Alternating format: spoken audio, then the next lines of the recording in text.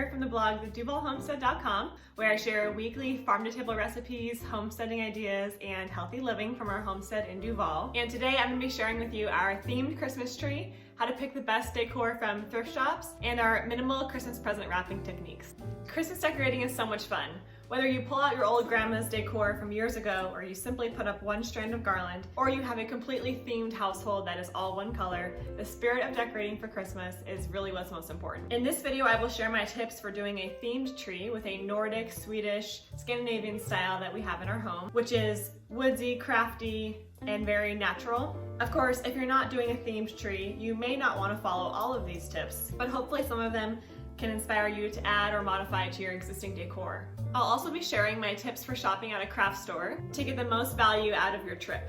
So hopefully these tips will help you the next time you go to a craft store if you have one nearby and you like to do that kind of thing. If you've seen any of my prior videos this year, you know that we went with a Scandinavian nature woodsy theme for our Christmas this year. Honestly, one of the reasons I like doing it this way is because greenery is something that comes and go every season. So it's always fresh, and then you just get rid of it at the end of the year. So there's not a whole lot of storage and packing and keeping lots of different Christmas decor. One thing we do enjoy every year is picking up some fresh ornaments for the tree. Over the years, I found that you really have to be picky with your ornaments, because if they are too wacky and clash in color, then you may not like how they look on the tree. I don't necessarily think that every ornament should match, but if you want a themed looking tree, you should probably have some sort of theme with 2 to 3 colors that do all go together really well. Another good idea is having a kid's tree. When we were growing up, we had a large tree in our dining room, and that was a themed, very put together tree. And then the kids had our own tree in the family room that was smaller, and we decorated that with like handmade ornaments, ornaments from our childhood,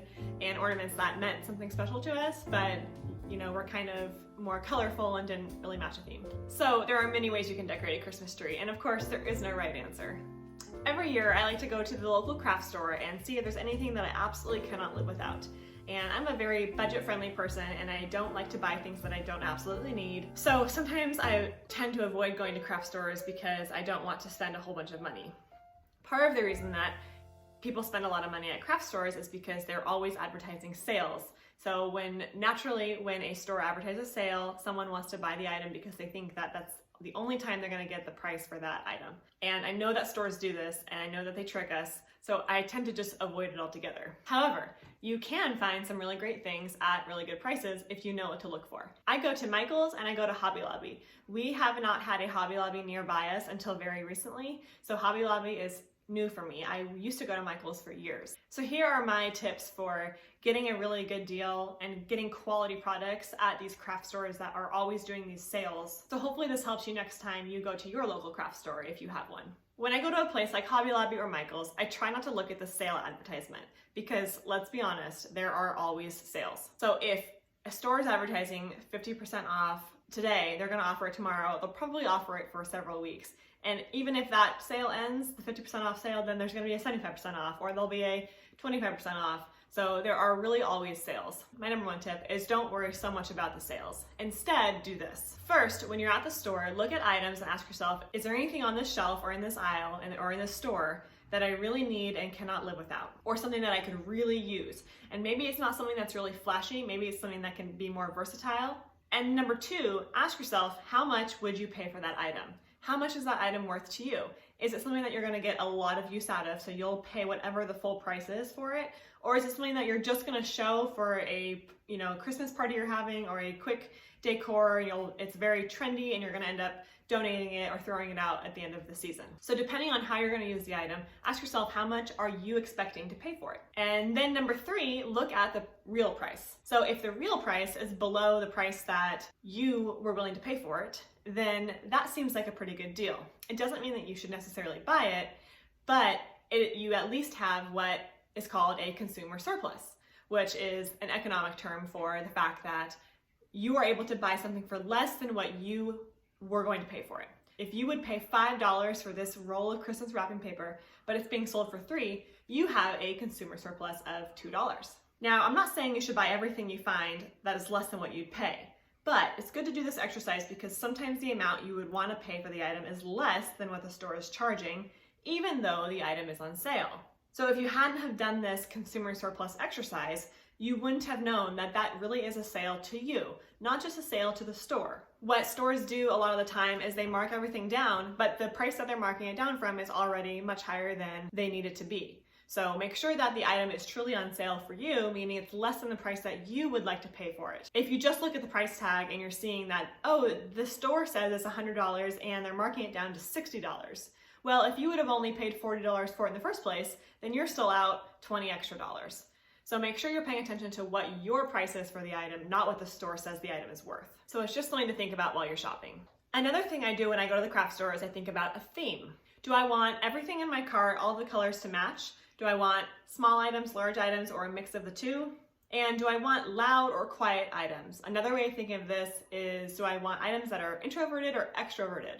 So think of it like introverted decor are things that complement parts of your home already. For example, the garland on this mantle here is introverted because when you walk in the room, you see the TV, you see the fireplace, and you are warmed by the garland, but you may not notice the garland right away. You just know that it looks pretty.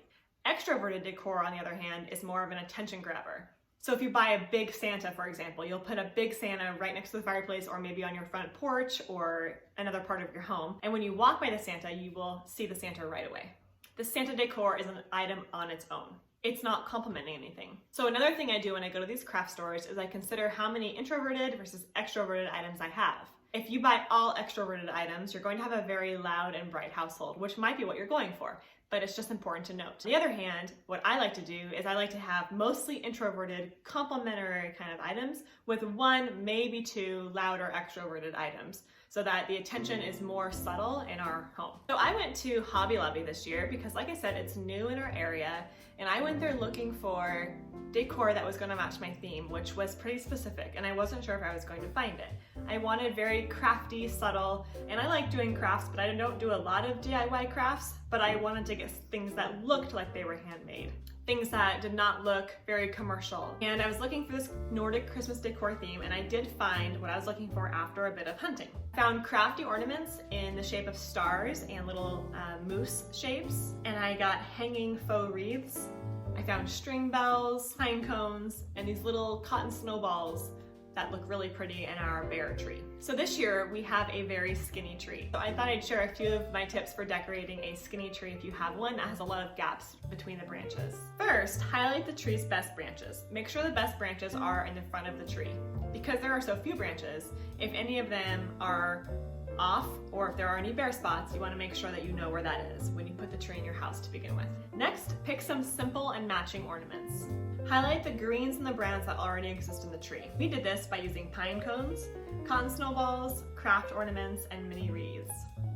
Next, get a nice big tree skirt. This year we bought a matching skirt and stocking set from the craft store and we really like them. And lastly, place other natural elements by the tree so that it doesn't look so bare. We have a basket of blankets and a tub of firewood and Christmas greenery at the base of the tree to make it look more like it's in a woodsy scene that's outdoors, so it's not like it's just a little bare tree in the corner of our house. As for Christmas wrapping, sticking with our theme of natural, woodsy, minimalist Christmas decor, we picked out 2 rolls of craft paper, one brown and one white, and I also picked out 2 colorful Christmas wrapping paper rolls, one red based and one green. So this will be all we use for our Christmas presents this year. Now, doesn't matter what your Christmas presents are wrapped in, of course not, but this happens to be one of my favorite things to do every year. I like to create my own little Santa's workshop. I love buying gifts for people, and I wrap everything. Even if I get someone chapstick, it's gonna be wrapped. So big or small, I love to wrap things. And so I create my own little wrapping station. And the most important thing about creating a wrapping station is to have a room dedicated to wrapping. So we used a guest room in our house that's not occupied, and we kept all of the wrapping in there. That way, when you go to wrap a present, you already have everything you need in one space.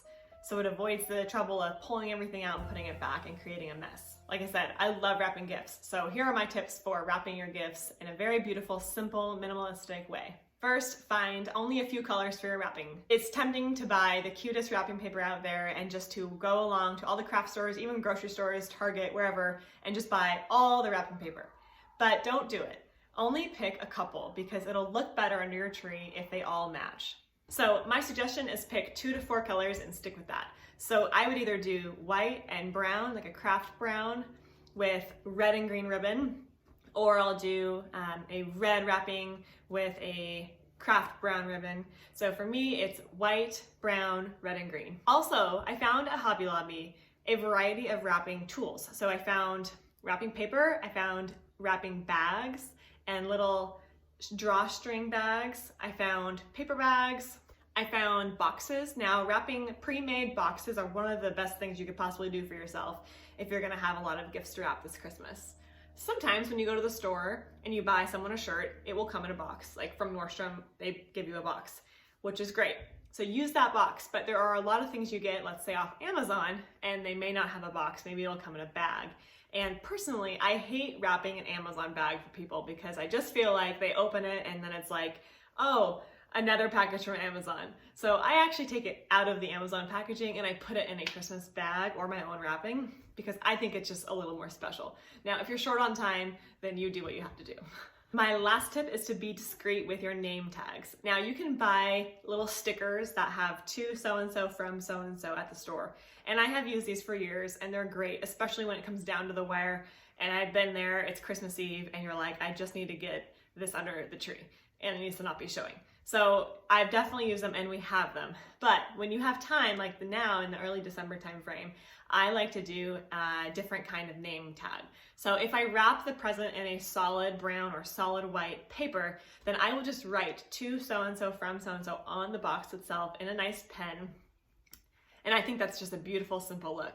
Another idea, if you have a printed wrapping paper where you can't write on it, is to use your brown craft paper, cut it in a square, and write the to and from on the little square you just cut, and then either tape it onto the present itself, or you can hole punch it and wrap it in the string. So I did that here.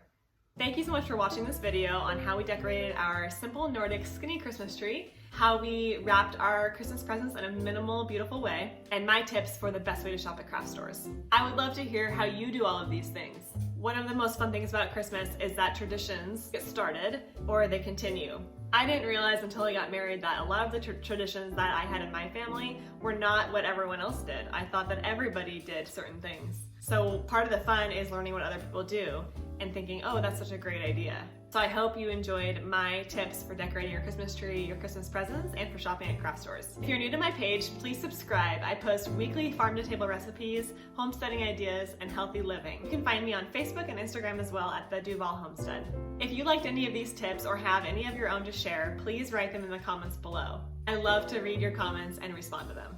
As always, if you enjoyed this video and you know someone else who would enjoy it too, please feel free to share it. I hope you have a Merry Christmas and a Happy New Year. I'll see you next week. And thanks for stopping by our homestead.